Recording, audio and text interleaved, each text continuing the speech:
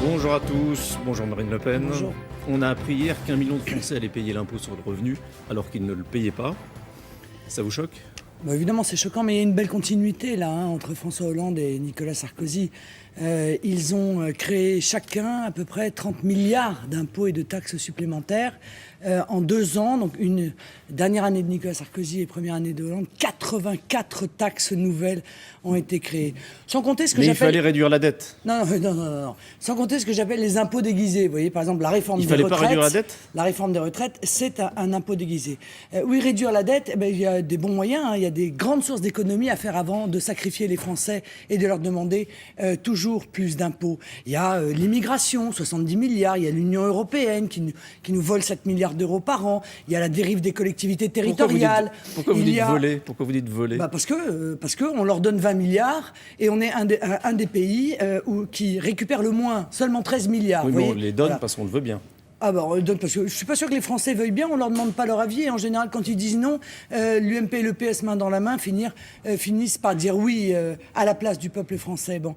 Donc si vous voulez, tout cela, cette pression, ce que j'appelle ce délire fiscal est d'autant plus insupportable que le chômage évidemment explose et que la contrepartie de l'impôt est de moins en moins visible et sensible. On paye de plus en plus d'impôts, mais il y a de moins en moins de police, il y a de moins en moins de justice, il y a de moins en moins de santé. On dérembourse les médicaments à tour de bras, on limite les remboursements des frais hospitaliers. C'est ça le sentiment des Français. Il y a donc là, encore une fois, une profonde injustice et on va, comme depuis déjà 30 ans, dans le mauvais sens. François Hollande propose une pause fiscale pour 2015. Oui, donc vous y croyez ? Ce sera 2017, donc...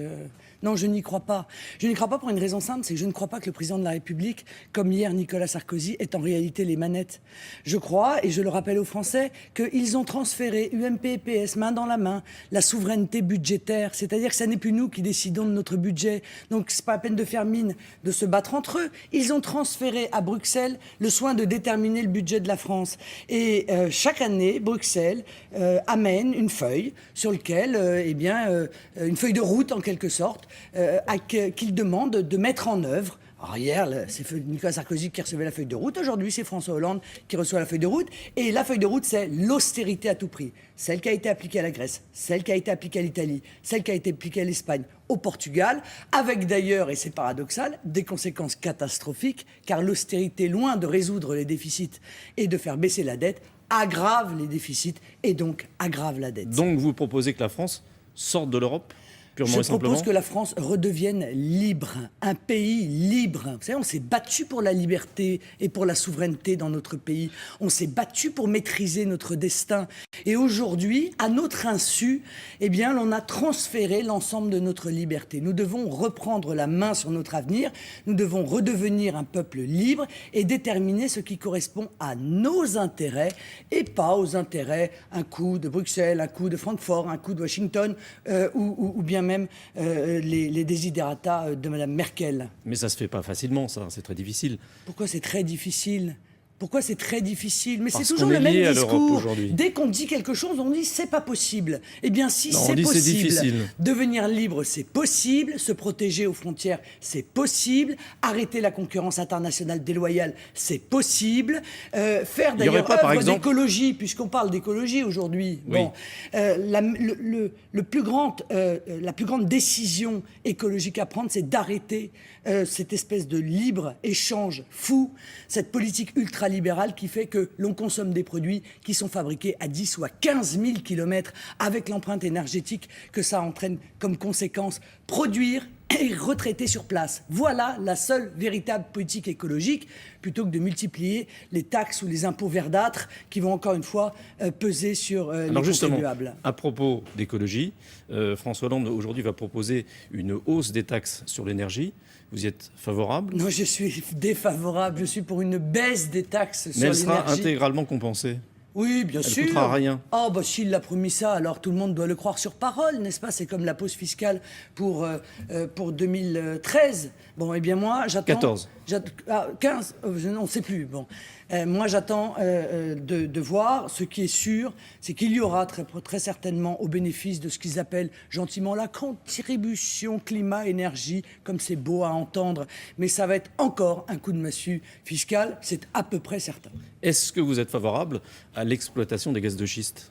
Je suis favorable à l'exploration de pistes sur le gaz de schiste et à l'exploitation probablement du gaz de houille, qui n'est pas du tout la même technique. Je pense qu'il faut investir dans des moyens qui permettraient éventuellement d'exploiter en respectant l'écologie. Investir, ça coûte cher.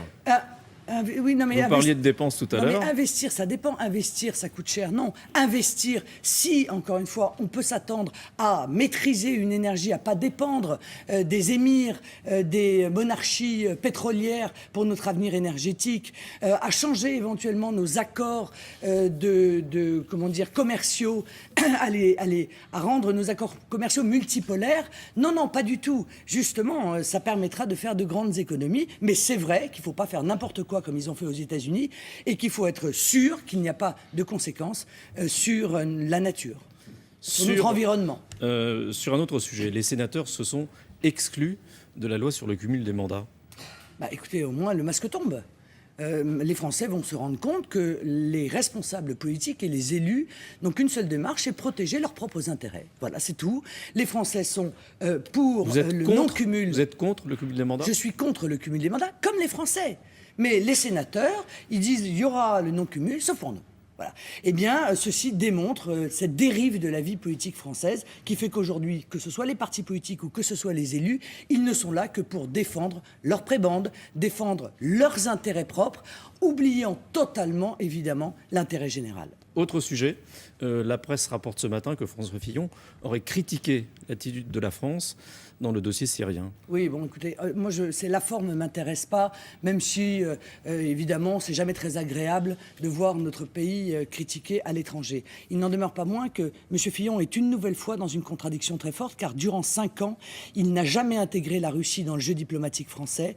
Il a laissé M. Lelouch, ministre des Affaires européennes, critiquer avec une violence inouïe la Russie, et surtout, il a été interventionniste avec Nicolas Sarkozy dans le dossier libyen, alors même que le dossier libyen était le même que le dossier syrien.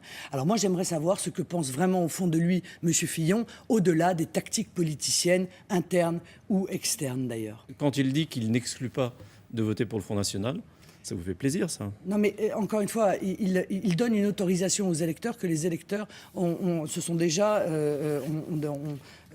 accordés, en quelque sorte. Les électeurs ne sont pas un troupeau de moutons qu'on emmène d'un pâturage à l'autre. Ce sont des femmes et des hommes libres, et ils ont déjà décidé, lors des 2 dernières élections partielles de l'Oise et de Villeneuve-sur-Lot, ce qu'ils voulaient voter au second tour. Voilà, c'est aussi clair que ça. Alors, ils courent après ces électeurs. Oui, c'est bien, mais encore une fois, en France, ça manque de dirigeants, pas de suiveurs. Les suiveurs, il y en a beaucoup. Merci. William, c'est à vous. Merci beaucoup.